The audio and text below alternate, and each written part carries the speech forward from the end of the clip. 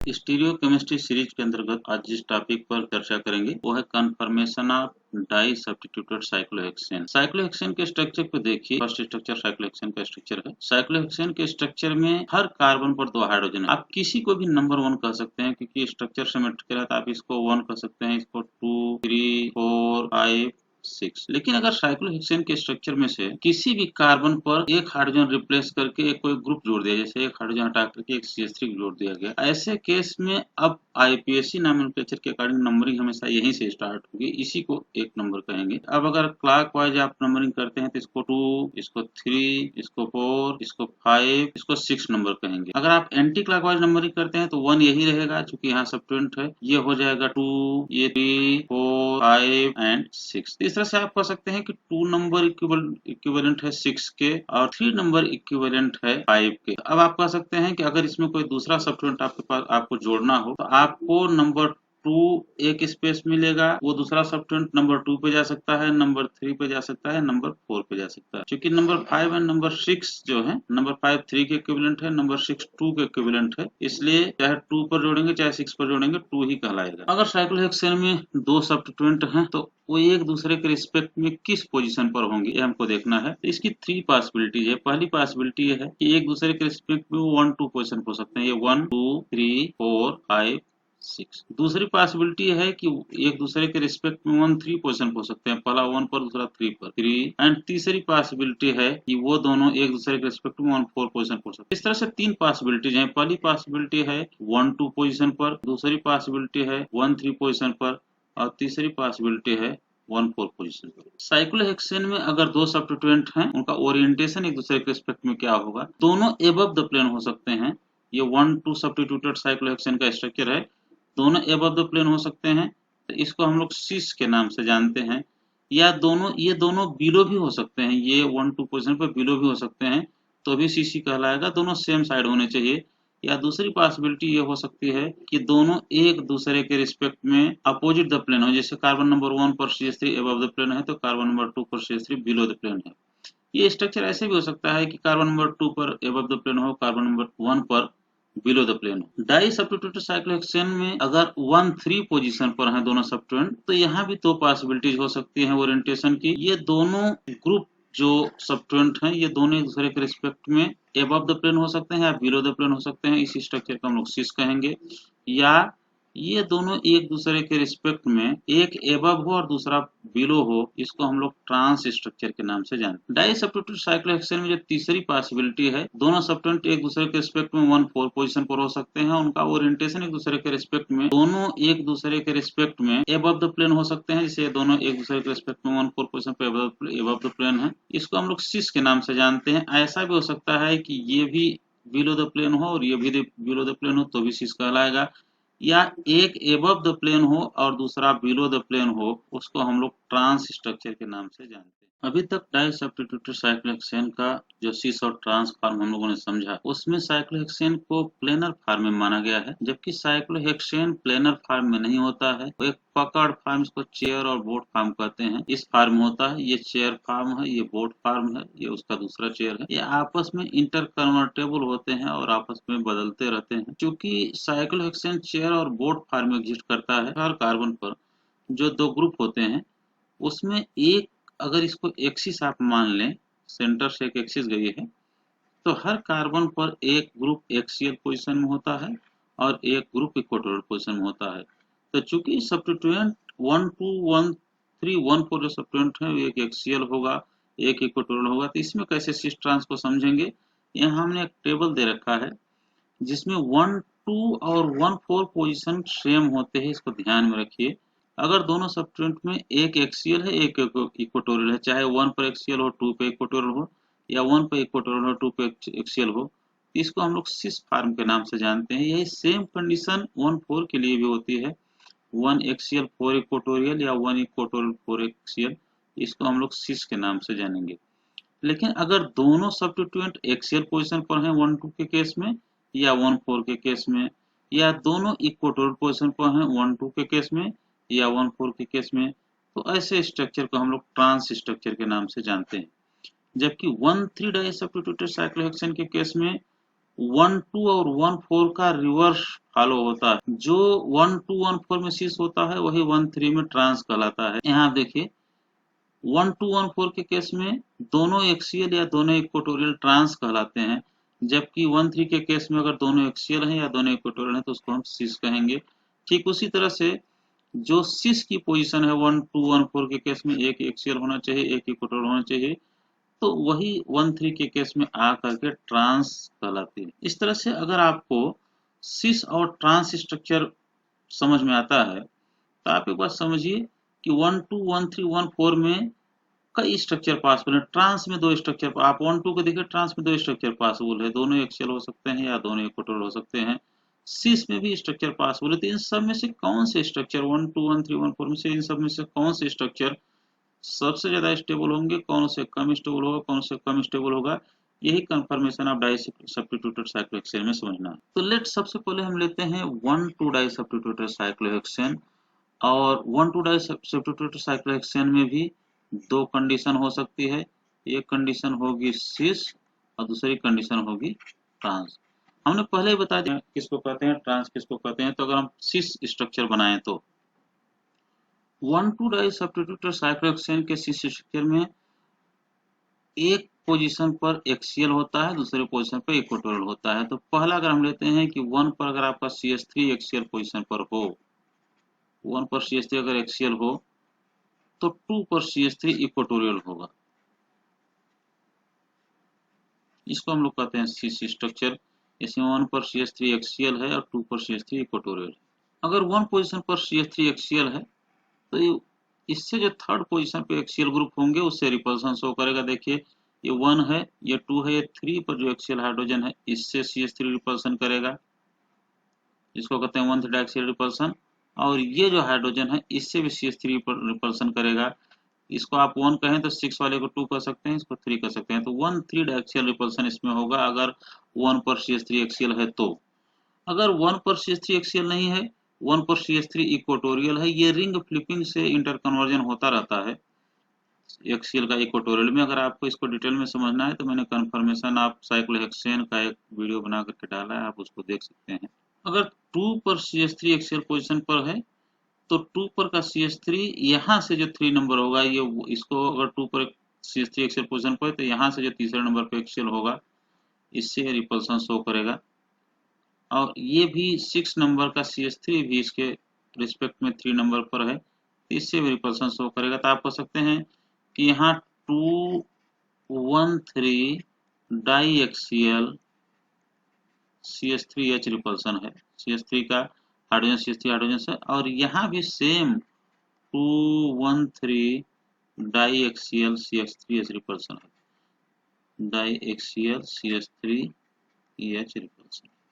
तो दोनों केस में चूंकि रिपल्सन सेम है इसलिए दोनों की स्टेबिलिटी सेम होगी और दोनों का रिंग फ्लिपिंग हमेशा इक्विलिब्रियम रहेगा और डेल्टा G की वैल्यू इस केस में 0 होगी।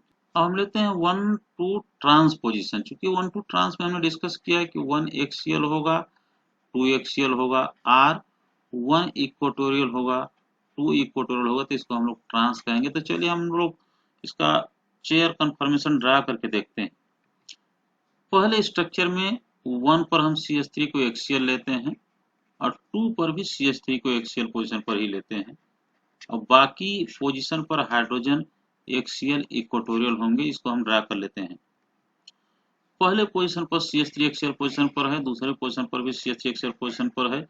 तो पहले पोजीशन पर अगर इसको 1 मानते हैं तो ये 2 है तो ये 3 होगा। अगर एंटी क्लॉकवाइज देखें तो ये 2 है तो ये 3 होगा। तो आप कह सकते हैं कि 1 इस CH3 का इस CH3 से इस हाइड्रोजन से रिपल्सन होगा, इस CH3 का 3 नंबर वाले इस हाइड्रोजन एक्सियल हाइड्रोजन से रिपल्सन होगा। सेम कंडीशन नीचे भी होगी कि जो एक्सियल हाइड्रोजन है वो इस CH3 का इस हाइड्रोजन से रिपल्सन होगा और इस CH3 का इस हाइड्रोजन से रिपल्सन होगा। तो आप कह सकते हैं कि एक CH3 दो हाइड्रोजन से रिपल्सन कर रहा है तो कुल 4 CH3 हाइड्रोजन रिपल्सन होंगे इसमें। अगर ये रिंग फ्लिपिंग करे तो जितने एक्सियल पोजीशन में है वो सब इक्वेटोरियल पोजीशन में कन्वर्ट हो जाएंगे। तो ये CH3 जो 1 और 2 पोजीशन पर है इक्वेटोरियल में कन्वर्ट हो जाएगा। तो इसका दूसरा स्ट्रक्चर ड्रा करके हम देखते हैं। चूंकि रिंग फ्लिपिंग में एक्सियल इक्वेटोरियल में कन्वर्ट हो जाता है तो ये CH3 एक नंबर का इक्वेटोरियल में कन्वर्ट हो जाएगा, नंबर 1 का CH3 इक्वेटोरियल में कन्वर्ट हो गया, नंबर 2 का भी CH3 जो एक्सियल पोजीशन पर था वो इक्वेटोरियल पोजीशन में कन्वर्ट हो गया। शेष जो ग्रुप हैं उनमें हाइड्रोजन एक्सियल और इक्वेटोरियल पोजीशन पर हम लिखते हैं। अब इस स्ट्रक्चर को देखिए, पहले वाले स्ट्रक्चर में यहाँ CH3 था तो इस हाइड्रोजन से रिपल्सन कर रहा था, लेकिन अब हाइड्रोजन हो गया यहाँ तो यहाँ कोई रिपल्सन नहीं होगा, क्योंकि इन सब के बीच जो डिस्टेंस होगी इस समय वो 2.50 एंगस्ट्रॉम होगी, जो वांडर वाल डिस्टेंस से ज्यादा है, इसलिए रिपल्सन नहीं होगा। इसी तरह से नीचे की तरफ भी आप देख सकते हैं कि ये इस हाइड्रोजन के बीच में रिपल्सन नहीं होगा, क्योंकि इनके बीच भी डिस्टेंस अब वांडर वाल डिस्टेंस से ज्यादा हो गई, जो पहले वांडर वाल डिस्टेंस से कम थी। लेकिन दोनों डाई इक्वेटोरियल पोजीशन पर आने से एक रिपल्सन बढ़ गया, जिसको हम लोग कहते हैं CH3 गाचे रिपल्सन। ये CH3 का गाचे रिपल्सन है, और ये इस गाचे रिपल्सन को हम सिर्फ न्यूमैन प्रोजेक्शन से समझ सकते हैं। तो आप ये कह सकते हैं कि जब दोनों एक्सियल पोजीशन पर थे तो ज्यादा रिपल्सन था, जब दोनों इक्वेटोरियल पोजीशन पर आए तो कम रिपल्सन हो गया। इसलिए हमेशा ये उस फॉर्म में रहना चाहेगा इसमें रिपल्सन कम हो, तो ये इक्विलिब्रियम हमेशा इस तरफ शिफ्ट होगा और इधर इक्विलिब्रियम कम शिफ्ट होगा। तो यहाँ डेल्टा जी की वैल्यू हमेशा ही निगेटिव आएगी इस केस में। तो यहाँ डाया इक्वेटोरियल फॉर्म ज्यादा स्टेबल है in comparison to diaxial. तो इस तरह से आप कह सकते हैं कि कुल 4 स्ट्रक्चर बने, एक्सियल इक्वेटोरियल जो दोनों इक्वल स्टेबल थे, एक डाया इक्वेटोरियल फॉर्म बना और एक डाया एक्सियल फॉर्म बना। तो इसमें से अगर हम स्टेबिलिटी सीक्वेंस को लिखना चाहें कि कौन ज्यादा स्टेबल होगा कौन कम स्टेबल होगा, तो स्टेबिलिटी का सीक्वेंस ये हो, ट्रांस फॉर्म में डाया इक्वेटोरियल फॉर्म में सिर्फ एक रिपल्सन है, जबकि सिस फॉर्म के आप देखिए 2 रिपल्सन है एक्सियल इक्वेटोरियल में, CH3 और H का रिपल्सन, और ट्रांसफॉर्म का ही डाई एक्सियल फॉर्म में 4 रिपल्सन है। तो इसमें सबसे कम रिपल्सन, उसकी स्टेबिलिटी सबसे ज्यादा, तो di equatorial will be more stable than cis axial equatorial, और cis form will be more stable than trans di axial form. ये 1-2 के केस में स्टेबिलिटी का सीक्वेंस होगा। दूसरा एग्जांपल हम लेते हैं 1,3-डाइमेथाइल साइक्लोहेक्सेन का। 1,3-डाइमेथाइल साइक्लोहेक्सेन के केस में सिस फॉर्म वो होता है जब दोनों ग्रुप एक्सियल पोजीशन पर हों या दोनों इक्वेटोरियल पोजीशन पर, जैसा हमने पीछे डिस्कस किया, और ट्रांस फॉर्म वो होता है जब एक एक्सियल होता है दूसरा इक्वेटोरियल होता है। चलिए स्ट्रक्चर ड्रा करके देखते हैं कि सिस और ट्रांस में से कौन ज्यादा स्टेबल होता है। सबसे पहले सिस फॉर्म को लेते हैं। सिस फॉर्म में के 2 फॉर्म हो सकते हैं, 1 पोजीशन पर CH3 एक्सियल हो सकता है और 3 पोजीशन पर भी CH3 एक्सियल हो सकता है। एक स्ट्रक्चर ये होगा। दूसरा स्ट्रक्चर होगा कि अगर ये रिंग फ्लिपिंग करे तो दोनों 1 और 3 पोजीशन पर CH3 इक्वेटोरियल हो जाएंगे।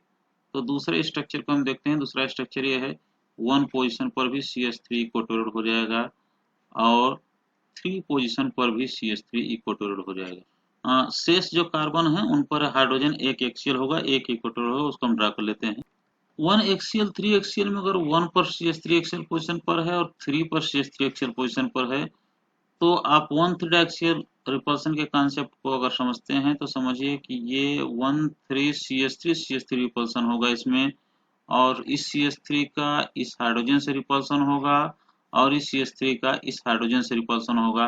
तो आप इसमें कह सकते हैं कि 2 तरह के रिपल्सन है, एक 1,3 का CH3 से रिपल्सन है, एक रिपल्सन ये है, दूसरा है 1,3 का CH3 का हाइड्रोजन से रिपल्सन है। लेकिन अगर यही रिंग फ्लिपिंग से दोनों इक्वेटोरियल पोजीशन पर चले जाएं तो यहाँ अब हाइड्रोजन हाइड्रोजन हो जाते हैं और कोई भी 1,3 डाइएक्सियल रिपल्सन नहीं होता है। तो आप कह सकते हैं कि इक्वेटोरियल डाई इक्वेटोरियल में रिपल्सन कम है इन कंपेरिजन टू डाइएक्सियल, इसलिए ये रिंग फ्लिपिंग के कारण हमेशा शिफ्ट करना चाहेगा डाई इक्वेटोरियल फॉर्म में, क्योंकि डाई इक्वेटोरियल ज्यादा स्टेबल होगा in comparison to die axial.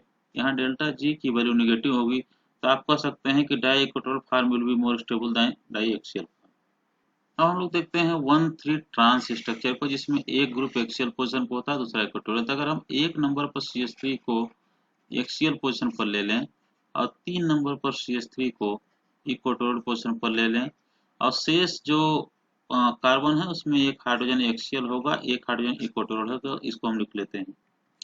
1 axial है, 3 इक्वेटोरियल है, तो 1 एक्सियल है तो इस CH3 का इस 3 नंबर के हाइड्रोजन से रिपल्सन होगा, और इस CH3 का यहाँ भी 3 नंबर है, इसके हाइड्रोजन से रिपल्सन होगा। तो आप कह सकते हैं कि 2 1 3 डाई एक्सियल CH3H रिपल्सन है स्ट्रक्चर 1 में। CH3H रिपल्सन अगर 1 पर एक्सियल है और 3 पर इक्वेटोरियल है, तो अगर ये रिंग फ्लिपिंग करे तो 1 का एक्सियल इक्वेटोरियल में कन्वर्ट हो जाएगा CH3, और 3 का CH3 जो इक्वेटोरियल था वो एक्सियल में कन्वर्ट हो जाएगा। शेष कार्बन पर हाइड्रोजन होगा, इसको एक्सियल इक्वेटोरियल लिखते हैं। अब अगर 1 एक्सियल 3 इक्वेटोरियल को देखते हैं तो यहाँ हाइड्रोजन हाइड्रोजन है और यहाँ CH3 है, तो ये CH3 इस हाइड्रोजन से 1 3 डायक्सियल रिपल्सन शो करेगा, ये CH3 इस हाइड्रोजन से भी 1 3 डायक्सियल रिपल्सन शो करेगा। इस तरह से इस केस में भी 2 1 3 डायक्सियल CH3H रिपल्सन होगा। तो आप कह सकते हैं कि 1 एक्सियल 3 इक्वेटोरियल या 1 इक्वेटोरियल 3 एक्सियल दोनों के ही केस में रिपल्सन सेम है, डायक्सियल रिपल्सन 1 3 डायक्सियल रिपल्सन सेम है। इसलिए दोनों स्ट्रक्चर आपस में इक्विलिब्रियम में रहेंगे और डेल्टा जी की वैल्यू हमेशा यहाँ 0 होगी। तो अब आप अगर सीक्वेंस देखना चाहें कि सिस ज़्यादा स्टेबल होगा कि ट्रांस, तो ट्रांस में 2 रिपल्सन है, जबकि सिस के केस में हम लोगों ने देखा था कि डाई इक्वेटोरियल के केस में कोई रिपल्सन नहीं है, और डाई एक्सियल के केस में आप 3 रिपल्सन देखते हैं। तो जिसमें ज़्यादा रिपल्सन होगा उसकी स्टेबिलिटी कम, जिसमें कम रिपल्सन होगा तो जिसमें ज़्यादा रिपल्सन होगा उसकी स्टेबिलिटी कम, और इसमें कम रिपल्सन होगा उसकी स्टेबिलिटी ज़्यादा। इस तरह से जो सिस स्ट्रक्चर है उसमें डाया इक्वेटोरियल ज़्यादा स्टेबल होगा इन कंपैरिजन टू जो ट्रांस स्ट्रक्चर है 1 एक्सियल 3 इक्वेटोरियल और 1 इक्वेटोरियल 3 एक्सियल, और सबसे कम स्टेबल होगा सिस का diaxial structure 1 axial 3 axial. तो ये स्टेबिलिटी का सीक्वेंस होगा 1 3 डाइमेथाइल साइक्लोहेक्सेन के केस में। अब हम देखते हैं तीसरा 1 4 डाइमेथाइल साइक्लोहेक्सेन। इसके केस में सिस होता है अगर एक एक्सियल हो, ये 1 2 की तरह है, एक एक्सियल 1 एक्सियल 4 इक्वेटोरियल हो या 1 इक्वेटोरियल 4 एक्सियल हो। एक एक्सियल एक इक्वेटोरियल को सिस कहते हैं, दोनों एक्सियल हो या दोनों इक्वेटोरियल हो जिसको हम ट्रांस कहते हैं। तो इसका स्ट्रक्चर ड्रा करके देखते हैं कि सिस ट्रांस का स्ट्रक्चर में कौन ज्यादा स्टेबल हो, कौन सा कम। सबसे पहले हम सिस स्ट्रक्चर को लेते हैं। चूंकि सिस में एक एक्सियल होना चाहिए CH3 और दूसरा 4 नंबर पर इक्वेटोरियल होना चाहिए, ये CH3 इक्वेटोरियल है।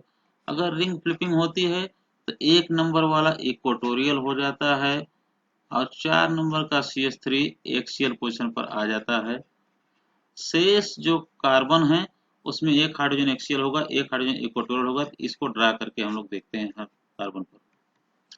अगर कार्बन नंबर 1 का CH3 एक्सियल पोजीशन पर है और कार्बन नंबर 4 का CH3 इक्वेटोरियल पोजीशन पर है, तो कार्बन नंबर 1 का CH3 यहाँ जो 3 नंबर पर हाइड्रोजन है एक्सियल उनसे 1 3 डायक्सियल रिपल्सन शो करेगा। तो यहाँ 2 CH3H रिपल्सन होगा, 2 1 3 डाई एक्सियल CH3 का H से रिपल्सन हो रहा है, जबकि 4 नंबर का CH3 रिपल्सन नहीं करेगा। इसी तरह से अगर कार्बन नंबर 4 का CH3 एक्सियल पर हो जाए और कार्बन नंबर 1 का CH3 इक्वेटोरियल हो जाए, तो अब ये कार्बन नंबर 4 का CH3 जो है ये इसके रिस्पेक्ट में जो तीसरे नंबर पर हाइड्रोजन है एक्सियल पोजीशन पर उनसे रिपल्सन शो करेगा। तो इसमें भी 2 CH3H रिपल्सन होगा। तो दोनों ही केस में चाहे कार्बन नंबर 1 एक्सियल हो 4 इक्वेटोरियल हो या कार्बन नंबर 1 इक्वेटोरियल हो 4 एक्सियल हो, दोनों ही केस में रिपल्सन 2 ही है CH3H रिपल्सन। इसलिए दोनों एक दूसरे के इक्विलिब्रियम में रहेंगे और दोनों स्ट्रक्चर इक्वली स्टेबल होंगे और इक्वली फॉर्म होंगे। अगर हम 1 4 ट्रांस को देखते हैं तो इसमें दोनों ग्रुप, ये दोनों CH3 1 और 4 का CH3 अगर एक्सियल पोजीशन पर है तो उसको भी हम लोग ट्रांस कहते हैं। इसको कहते हैं 1 एक्सियल 4 एक्सियल, ये ट्रांस का स्ट्रक्चर है। या रिंग फ्लिपिंग से एक्सियल इक्वेटोरियल में कन्वर्ट होता है, तो अगर रिंग फ्लिपिंग होगी तो दोनों ही इक्वेटोरियल में कन्वर्ट हो जाएंगे। इसको भी हम लोग ट्रांस स्ट्रक्चर ही कहेंगे, इसको 1 इक्वेटोरियल 4 इक्वेटोरियल कहेंगे। शेष कार्बन जो हैं उन पर हाइड्रोजन 2 होते हैं, उसमें एक एक्सियल एक इक्वेटोरियल, इसको हम ड्रा कर लेते हैं। अब अगर दोनों स्ट्रक्चर के रिपल्सन और स्टेबिलिटी को कंपेयर करें तो 1 एक्सियल 4 एक्सियल को अगर हम लें तो ये CH3 अगर एक्सियल पोजीशन पर है तो इसके रिस्पेक्ट में जो तीसरे नंबर पर हाइड्रोजन एक्सियल पोजीशन पर हैं उनसे ये 1,3 डाइएक्सियल रिपल्सन शो करेगा। ठीक इसी तरह से 4 नंबर का CH3 चूंकि एक्सियल पोजीशन पर है तो उसके रिस्पेक्ट में जो 2 हाइड्रोजन एक्सियल पोजीशन पर हैं उनसे भी ये रिपल्सन शो करेगा। तो आप कह सकते हैं कि पुलिस में 4,1,3 डाइएक्सियल CH3H रिपल्सन हो रहा है, CH3H रिपल्सन। लेकिन अगर यही दोनों CH3 इक्वेटोरियल पोजीशन पर आ जाएं तो कोई भी 1,3 डाइएक्सियल रिपल्सन चूंकि सभी हाइड्रोजन हो गए तो कोई भी 1,3 डाइएक्सियल रिपल्सन नहीं होगा। तो डाई इक्वेटोरियल में लेस रिपल्सन है इन कंपेयर टू डाइएक्सियल, इसलिए इक्विलिब्रियम हमेशा डाई इक्वेटोरियल की तरफ शिफ्ट करेगा और हमेशा di equatorial form will be more stable than diaxial form. तो आप अगर हम चारों को कंपेयर करें, सिस और ट्रांस दोनों को कंपेयर करें तो ट्रांस फार्म में जो इक्वेटोरियल है 1,4 पोजीशन पर उसमें कोई रिपल्सन नहीं है, जबकि सिस फार्म में जो axial 1 axial 4 equatorial or 1 equatorial 4 axial है, इसमें 2 रिपल्सन हैं, पीछे हमने डिस्कस किया। लेकिन ट्रांस फार्म में ही अगर 1 एक्सियल 1 पर एक्सियल और 4 पर एक्सियल है तो इसमें कुल मिलाकर के 4 रिपल्सन है। तो आप कह सकते हैं कि जिसमें जितना कम रिपल्सन उसकी स्टेबिलिटी उतनी ही ज्यादा, जिसमें जितना ज्यादा रिपल्सन उसकी स्टेबिलिटी उतनी कम। तो सबसे ज्यादा स्टेबल होगा ट्रांस डाई इक्वेटोरियल, उससे कम स्टेबल होगा सिस एक्सियल इक्वेटोरियल और सबसे कम स्टेबल होगा ट्रांस डाया एक्सियल। तो इस तरह से हम 1,2 1,3 और 1,4 के अलग अलग स्ट्रक्चर जो कन्फर्मर बनते हैं एक्सियल सिस और ट्रांसफार्म के, उनकी स्टेबिलिटी को कंपेयर कर सकते हैं और कंपेयर करके बता सकते हैं कि इसमें कौन सा स्ट्रक्चर ज़्यादा स्टेबल होगा, कौन सा स्ट्रक्चर कम स्टेबल होगा। आई होप कि ये सारी बातें समझ में आई होंगी आप लोगों को। और अगर आपको ये वीडियो अच्छा लग रहा हो, ये बातें समझ में आ रही हों तो आई रिक्वेस्ट यू कि इसको आप सब्सक्राइब करें, दूसरों को शेयर करें और ज़्यादा से ज़्यादा लाइक करें।